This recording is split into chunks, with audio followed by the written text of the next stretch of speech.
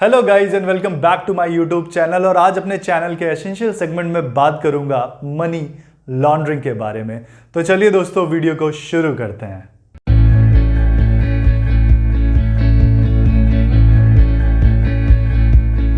दोस्तों अगर एक टिपिकल थ्योरेटिकल डेफिनेशन की बात करें तो money laundering describes a range of practices used to disguise the source of illicit profit and integrate them into the legitimate economy। Simple words में बताऊं दोस्तों तो जैसे आप अपने कपड़े को तब तक धोते हैं जब तक वो क्लीन न लगने लगे, वैसे ही अपने डर्टी मनी को तब तक वॉश करना जब तक वो क्लीन न लगने लगे। अब यहां पे डर्टी मनी का क्या मतलब होता है दोस्तों? वो पैसा जो गलत तरीके से कमाया गया होता है, जैसे drugs smuggling, human trafficking, extortion, insider trading, terrorist funding, even tax में फ्रॉड करके कमाया गया पैसा भी डर्टी मनी कहलाता है दोस्तों। और जब इन सोर्सेस के थ्रू कमाया गया पैसा हमारी इकोनॉमी में लेजिटिमेट तरीके से यूज किया जाता है तो उसे मनी लॉन्ड्रिंग कहा जाता है दोस्तों।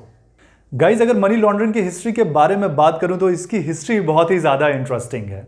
1920s के अराउंड यूएसए में एक कॉन्स्टिट्यूशनल बैन लगाया गया अल्कोहल के इंपोर्टेशन, प्रोडक्शन एंड ट्रांसपोर्टेशन पे। अब इस बैन की लगने की वजह से हुआ यूं कि जो क्राइम सेक्टर था उसने अल्कोहल की सप्लाई को अपने हाथ में ले लिया, जो कि अब लीकर शॉप्स और सारे बार्स बंद हो चुके थे, तो किसी न किसी को तो सामने आना ही था लोगों की प्यास बुझाने के लिए। और इसी के बाद से स्मॉल स्ट्रीट गैंगस्टर ने अल्कोहल की सप्लाई को शुरू कर दिया। और कुछ ही टाइम बाद अल्कोहल की सप्लाई इतनी ज़्यादा हो गई कि इन स्मॉल स्ट्रीट वेंडर्स के पास ढेर सारा पैसा कैश में आने लग गया और यहीं से दोस्तों मनी लॉन्ड्रिंग की शुरुआत हुई। अब ये स्मॉल स्ट्रीट गैंगस्टर नहीं रहे और इन्होंने अपने अकाउंटेंट्स और लॉयर्स को हायर किया ताकि ये इस ढेर सारे कैश को एक लेजिटिमेट तरीके से इकोनॉमी में यूज कर सकें। अमेरिकन हिस्ट्री का सबसे फेमस गैंगस्टर अल कैपोन ने हर साल लगभग 1.4 बिलियन डॉलर्स मनी को लॉन्डर किया। इवन दोस्तों अल कैपोन ने ही एक्चुअली में मनी लॉन्ड्रिंग की शुरुआत की थी। अल कैपोन की स्टोरी बहुत ही इंटरेस्टिंग है दोस्तों, कभी किसी और वीडियो में ज़रूर बात करेंगे इसके बारे में। दोस्तों अब बात करते हैं कि मनी लॉन्ड्रिंग एक्चुअली में होता कैसे है। बेसिकली हम इसे 3 स्टेजेस में डिवाइड कर सकते हैं, जिसमें पहला स्टेज होता है प्लेसमेंट स्टेज। इस स्टेज में जो मनी लॉन्ड्रर होता है वो अपने कैश को बैंक में डिपॉजिट करता है।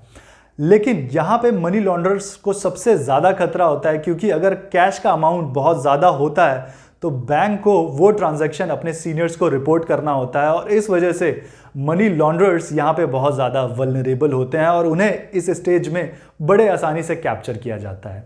लेकिन इस चीज़ से बचने के लिए मनी लॉन्ड्रर्स एक टेक्निक का यूज़ करते हैं जिसे स्मर्फिंग बोलते हैं।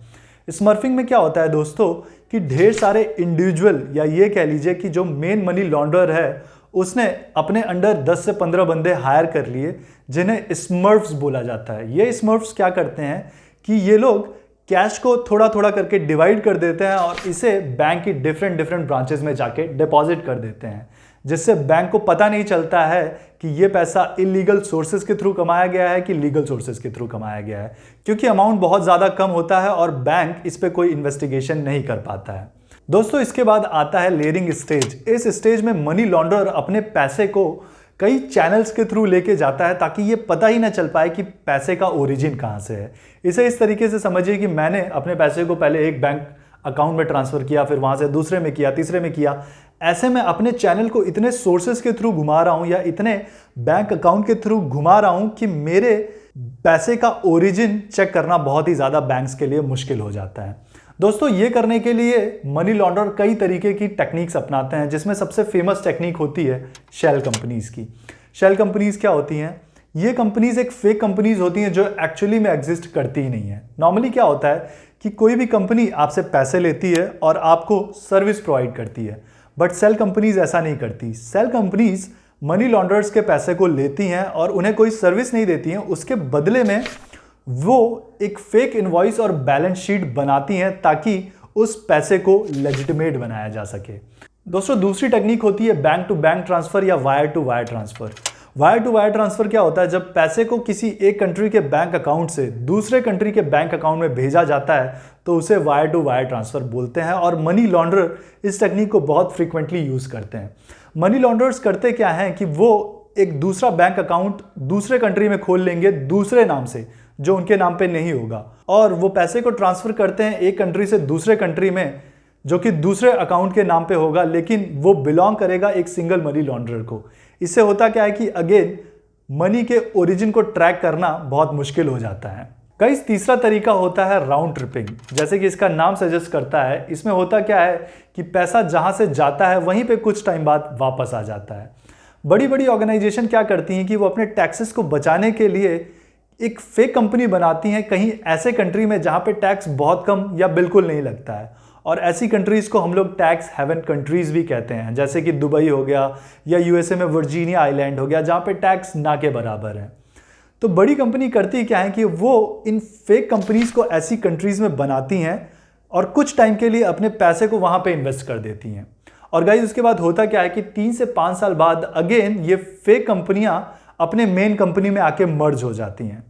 अब जो कि फेक कंपनियां जब अपने मेन कंपनी में मर्ज होती हैं तो इसे हम FDI बोलते हैं, जिसे हम फॉरेन डायरेक्ट इन्वेस्टमेंट बोलते हैं, और FDI पे हमारे टैक्सेस बहुत कम लगते हैं दोस्तों, और इस वजह से अगेन ये बड़ी बड़ी कंपनियां इस तरीके से मनी लॉन्ड्रिंग करके अपने टैक्सेस बचाती हैं।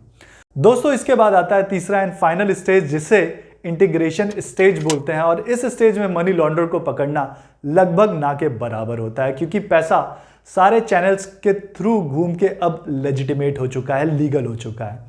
मनी लॉन्ड्रर इस पैसे को अब लीगल एक्टिविटीज में इन्वेस्ट करता है, जैसे कि रियल एस्टेट या गोल्ड और ज्वेलरी बाई करके या बोट या घर खरीद के, किसी भी तरीके से किसी ना किसी लीगल बिजनेस में वो इस पैसे को इन्वेस्ट कर देता है, और इसके बाद मनी लॉन्ड्रर को पकड़ना बहुत ही नामुमकिन होता है दोस्तों, क्योंकि पैसा इतने चैनल्स के थ्रू गुजर चुका है कि उसका ओरिजिन ट्रेस करना बहुत ही ज्यादा मुश्किल हो जाता है। दोस्तों, नेटफ्लिक्स पे एक सीरीज है ओजार्क नाम से, मैं आपको जरूर रिकमेंड करूंगा कि आप ये सीरीज जरूर देखें, और आप ये सीरीज देख के समझ जाएंगे कि मनी लॉन्ड्रिंग एक्चुअली में होता कैसे है। बहुत ही इंटरेस्टिंग सीरीज है दोस्तों, मैं जरूर रिकमेंड करूंगा कि आप लोग इसे देखें। गाइज, अब बात करते हैं मनी लॉन्ड्रिंग के सबसे बड़े केस के बारे में। वाकोविया यूएसए का एक बहुत ही बड़ा फाइनेंशियल बैंक है जो अब तक के सबसे बड़े मनी लॉन्ड्रिंग के केस में इन्वॉल्व हुआ है। वाकोविया ने अपने ब्रांचेस के थ्रू लगभग $390 बिलियन मनी को लॉन्डर किया था मैक्सिकन के एक ड्रग कार्टेल के लिए। मैक्सिकन ड्रग कार्टेल ने जो पैसा यूएसए में ड्रग्स को सेल करके कमाया था, वो पैसा उन्होंने यूएसए बॉर्डर क्रॉस करके मैक्सिको में पहुंचा दिया। वाकोविया के मैक्सिकन ब्रांच ने गलती ये की कि उन्होंने इस पैसे के सोर्स को चेक नहीं किया, और उसके बाद वायर ट्रांसफर के थ्रू ये पैसा दोबारा से यूएसए के वाकोवियन ब्रांच में बेच दिया गया, और उसके बाद इस पैसे को मैक्सिकन ड्रग कार्टेल ने पूरी तरीके से वाइट कर लिया, और करीब करीब ये साइकिल चलता रहा 2004 से लेकर 2007 तक, जिसके बाद अमेरिकन इंटेलिजेंस एजेंसी ने इसका खुलासा किया। जो कि वाकोविया एक बहुत ही बड़ा बैंक था, इस वजह से वो प्रोसिक्यूशन से बच गया, बट उसे $160 मिलियन एज अ पेनल्टी भरना पड़ा। दोस्तों, अगर इंडिया की बात करें तो विजय माल्या के बारे में आप सब लोग जानते ही होंगे, जिन्होंने हमारे बैंक के साथ 9,000 करोड़ रुपए का फ्रॉड किया था। हालांकि उन्होंने जो पैसे कमाए थे वो लीगल तरीके से कमाए थे, लेकिन उन पे मनी लॉन्ड्रिंग का भी आरोप लगा, क्योंकि उन्होंने लगभग 4,000 करोड़ रुपए इंडिया से दूसरी कंट्री में भेजे थे वायर ट्रांसफर के थ्रू।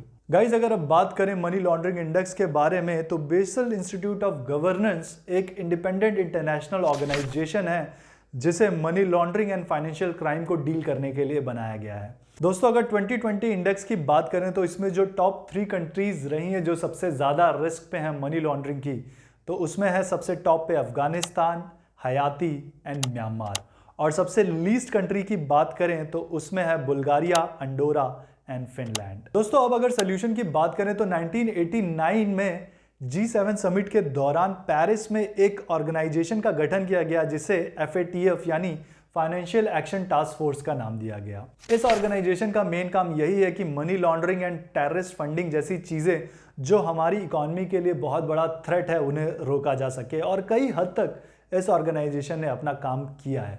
दोस्तों, 3 मेन सोल्यूशन है जिस पे काम किया जा सकता है, जिसमें सबसे पहला है टेक्नोलॉजिकल अपग्रेड। आज के टाइम में टेक्नोलॉजी बहुत तेजी से हर रोज इंप्रूव हो रही है, और इस वजह से साइबर क्राइम भी बहुत ज़्यादा बढ़ रहा है, लेकिन हमारी जो एजेंसी हैं वो खुद को टेक्निकली बहुत ज़्यादा अपग्रेड नहीं कर पा रही हैं, जिसकी वजह से ऐसे मनी लॉन्ड्रिंग फ्रॉड को पकड़ना इनिशियल स्टेज में बहुत ज़्यादा मुश्किल हो जाता है। दोस्तों, दूसरा सोल्यूशन है लोगों में अवेयरनेस को बढ़ाना। होता क्या है कि जो गरीब और इलिटरेट लोग हैं वो लोग बैंक में नहीं जाते हैं, क्योंकि बैंक में प्रोसीजर बहुत लंबा होता है पैसे को ट्रांसफ़र करने का।